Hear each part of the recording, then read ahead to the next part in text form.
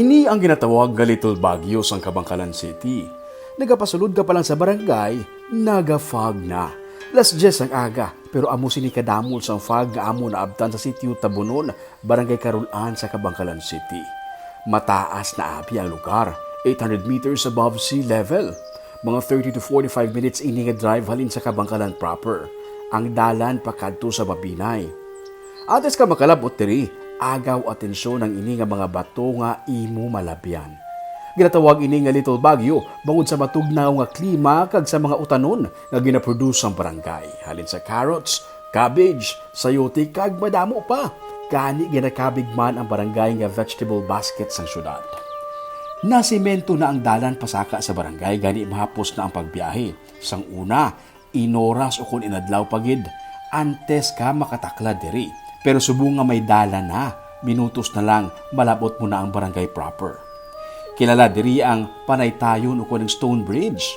Natural nga taytay nga himo sa mga bato. Ini nagaserbi nga lalatayan sa mga pumuluyo para makatabok sa suba.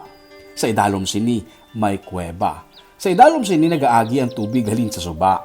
Mga 10 minutes nga nakatalin to kagina para sa ginalantawan ta sang falls ang tubig. Ini na ang punta sang suba no.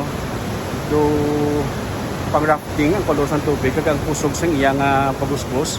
Kag dire kinatupaan niya dalumsang isa naman ka kuiba. Wala na ko to nagpasimpala sulod sa kuiba kay do kabudlay kagamay sang lagyan kagutok na nga daan. Do kakulbaan ko kay do kadulom do kasi ong do feeling ko nagkakakuan ko. Sa likod sini panay tayo nito tawag sini, o tawag nila nga stone bridge. Sa likod sini diri sa una ginadagdag ang mga patay. Sa piyak nga side amo ang spot nga ginahulugan sang una sa mga patay nga tawo sadtong dekada 80.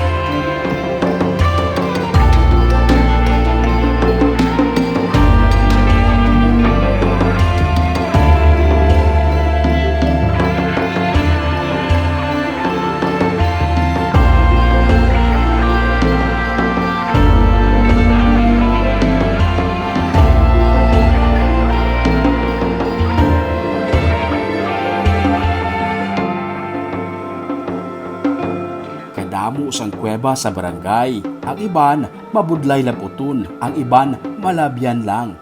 May ginatawag din nga Hulugun Cave. Ang source sang tubig sang barangay ilabi na kun summer. May ginatawag man din nga Lulusbon Lake. Ang tubig blue, matinaw. Pero tuman kadalong kag napuno sa misteryo ang istorya sini. Ginasiling sa mga tao diri nga sa tuanay may balay nga nagatindog diri pero ginigo sang kulat kag nadula kag subong inina anangin Lulusbon Lake. Sa kilid sang lake amo ang suba sang Carulan, malapad kag matinaw. Nagaserbi ini nga palaliguan sa mga pumuluyok kag ang iban diri nagapangisda. Sa unhan sang suba makit-an ang bugal sang Carulan nga nag-aso falls. Naga-aso ang busay. Sa idalom sini, may gamay nga kuweba nga makahatag sang matahom nga view sang busay.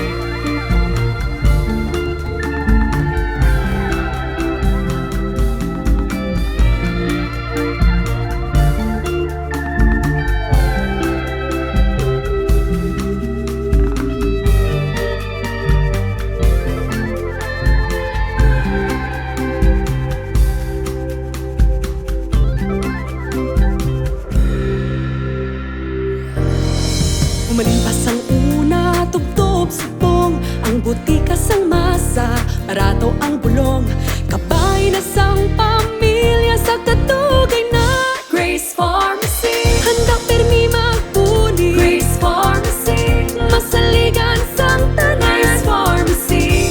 Serbisyong nga tunay, wala kit kaangay, Grace Pharmacy. Si Kyle, amo ang amon nga guide. May ginakaayo nga dalan sa ibabaw. Gintudlo niya sa amon ang mahapus nga alagyan pakadto sa busay kag sa suba. 10 minutes nga lakat, malabot na ini. Kag warning ha, hindi pagbasta-basta dakpon ang mga isda sa suba, basi mapilas ka. Ang amon nga upod nga si Albert, abtik manakop sang catfish o kung Taiwan. Gani napilasan siya. Di ba si Mano, Kaberta? Natuslok ya ka? Oo. Na? Ako'y sanos na? Oo. Sige na. Amot mo mo ya? Mabusog ang amot mo karon. Gani nagbanog ang iya nga kamot kag ginkinahanglan nga i-antibiotics. Pero nakabalos man si Albert nadakpan ni Kyle kag sang iya pakaisa ang isda.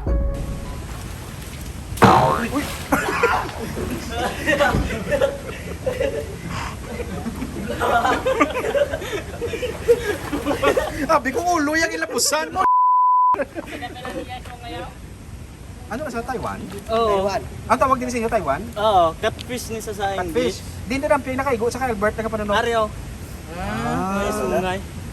May sudan na sila panyaga. Ang suba-abi ang nagaserbi man nga kuluhaan nila sa sudan. Pero ang pinakabugal sa barangay Karulan, ang mga Karulanos mismo.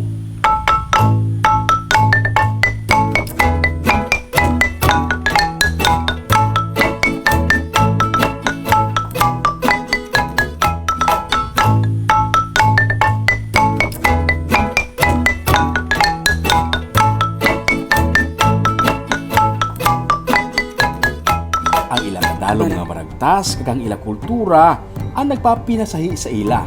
Luyag nila nga ma-develop pagit ang turismo sa ilang lugar para dugang man nga palagabuhian sa mga pumuluyo.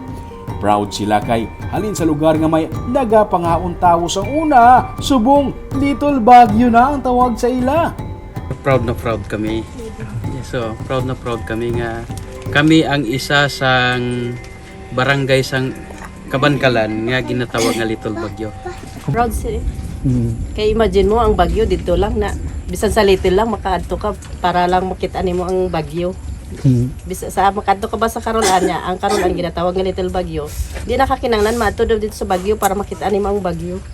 Kag para sa kay punong barangay Joserel Bibo Pakulanang, bangod sang inagyan sa mga pumuluyo sa sininga lugar humalin sang una, mas nag-isa na gid ang mga pumuluyo sa karon. So amo ato nga istorya nga nag-agi sa amon nga kabuhi nga dako sang lesson nga after sa tutanan ang mga tao namon di daw isa na nag-ayuhay na. Nag-ayuhay, nag-isa. Nag-isa na. Kay man kung wala may makaperdi sa isa ka community ko nag-isa. Wala gis makaperte.